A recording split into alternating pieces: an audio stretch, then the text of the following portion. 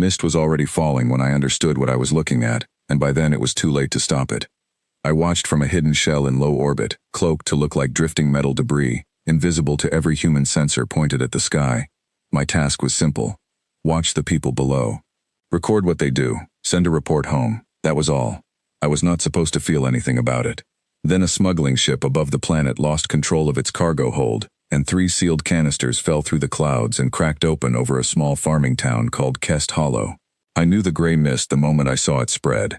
I had seen it twice before, on 2 other worlds, in 2 other reports that ended the same way. It was a banned weapon. It did not care who breathed it in. It would keep working for days, long after the first breath, quietly changing everything it touched.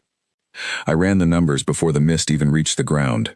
4,000 people lived in that valley. Based on everything I had studied about young, unprepared species, I expected panic, chaos, and total loss within 3 days. I prepared my report in my head before the disaster had even properly begun. Subject population too fragile to survive this. No further contact recommended. I was wrong within the first 10 minutes. A farmer named Daniel Hartley was checking his fence line 40 minutes from town when he saw the gray cloud drifting low over the rooftops of Kest Hollow. He had no device to tell him what it was. He had no training for this. He simply looked at a strange fog falling from a clear sky, and something in him understood, faster than logic should allow, that this was not ordinary weather. He tied a damp cloth over his face, climbed into his old truck, and drove straight toward the one place every instinct should have told him to avoid. I watched his truck cross the ridgeline while my sensors quietly recorded a spore level in the air that was already past the point of safety. He kept driving. My models did not have a category for this. Every threat response I had ever studied said the correct choice, when facing an unknown and deadly agent, is to retreat and wait for help. Daniel Hartley drove toward the danger instead, and he did it without hesitating, as if the choice had already been made somewhere deeper than thought. By the time he reached the edge of town, the streets were already filling with confusion. People stepped outside their homes to see what the strange fog smelled like, not understanding that stepping outside was the worst thing they could do. Within the first hour, hundreds had already breathed it in. I watched children stop mid-step in gardens, staring up at the sky the way children do when something new appears in the world, unaware that new could also mean deadly. Daniel Hartley began pulling people into the back of his truck. 6 at a time. He drove them out past the ridge, past the ash-gray line where the mist was thinning, and came straight back for more. He did this again, and again. Each time, the cloth on his face grew heavier with the very thing he was trying to keep out. He did not stop to check if it was working. He did not stop to consider whether this was wise. He simply kept driving, kept lifting, kept carrying people who could barely stand into the flatbed of his truck, over and over, until his own hands stopped answering him the way they used to. I recorded this and told myself it was one unusual case. A single outlier does not change a whole species. I have seen brave individuals before, on other worlds, in other collapses.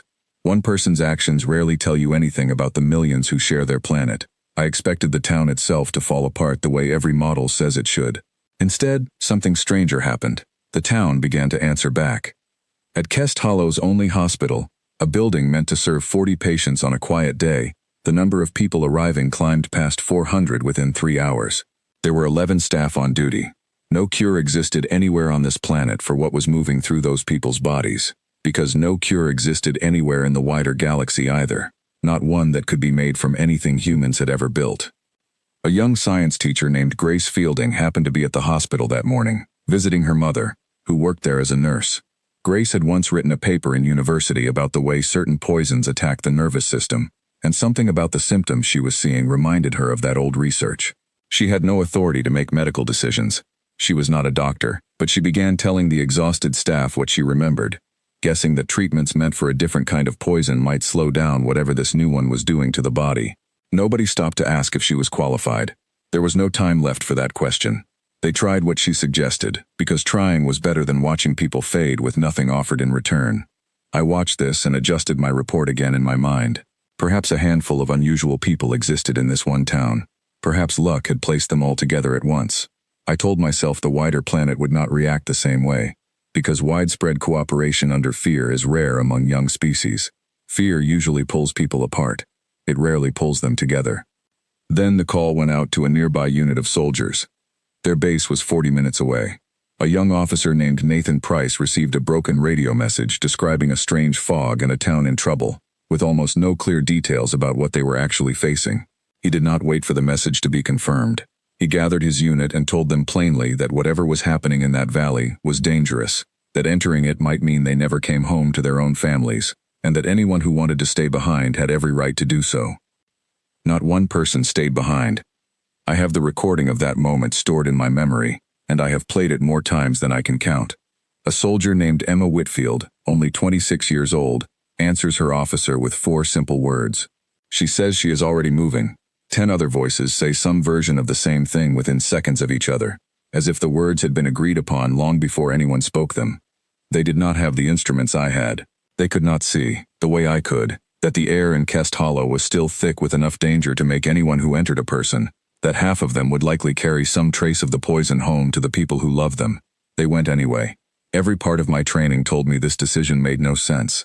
Bravery like this should not exist without proper reasons behind it, without careful planning, without some guarantee that the sacrifice would be worth the outcome. And yet there they were, driving straight into the same gray air that had already begun to change the people who lived there. For the next 4 days, I did not look away once. I watched the soldiers set up a line at the edge of town, not to keep people out, but to bring them through it safely, checking each person before letting them pass toward the hospital tents that had been raised outside the worst of the fog. I watched Grace Fielding barely sleep, moving from bed to bed with her mother, adjusting the little they had learned, watching for any sign that it might be helping. I watched neighbors who barely knew each other share blankets, share water, share whatever they had left, without anyone keeping count of who gave more than who received. There was an older man named Peter Ashworth who ran the town's small grocery store. On the first night, when supplies at the hospital tents began running low, he opened every door of his shop and gave away everything inside it: bread, water, bandages he had never expected to sell for this reason. When people tried to offer him money out of habit, he waved it away, saying there would be time for that later, if there was a later at all. There was a young mother named Alice Barrow who had lost contact with her husband somewhere in the chaos of the first hour. Rather than searching only for him, she spent the following 2 days helping carry water to strangers at the hospital tents, because, as she told a soldier who asked why she wasn't out searching alone, standing still and doing nothing would not bring him back any faster. And there were people in front of her who needed help right now. Her husband was found on the 3rd day, weak but alive, having spent his own time helping pull 2 elderly neighbors from their flooding basement shelter after a burst water pipe made things worse before they got better. None of this fit anything I had studied. A species facing this level of danger should have splintered into smaller groups protecting only their own. Instead, strangers were treating each other like family, without instruction, without reward, simply because the moment demanded it, and they chose to answer. By the 2nd day, the mist had begun to settle low over the fields outside town, thinning the way this kind of weapon always does once enough time passes, and no fresh canisters remained to feed it. But settling did not mean safe. The poison still clung to surfaces, to fabric, to skin, waiting for anyone careless enough to breathe near it. The soldiers kept their line. The hospital kept working. Nobody suggested giving up, not even when the numbers of those who had been affected kept climbing higher than anyone wanted to admit out loud.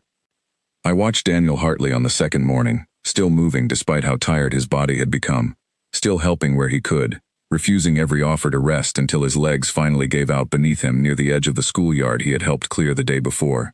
Others carried him the rest of the way himself, the same way he had carried so many others, and for the first time since the mist fell, I understood that even the ones who give everything eventually need someone else to catch them.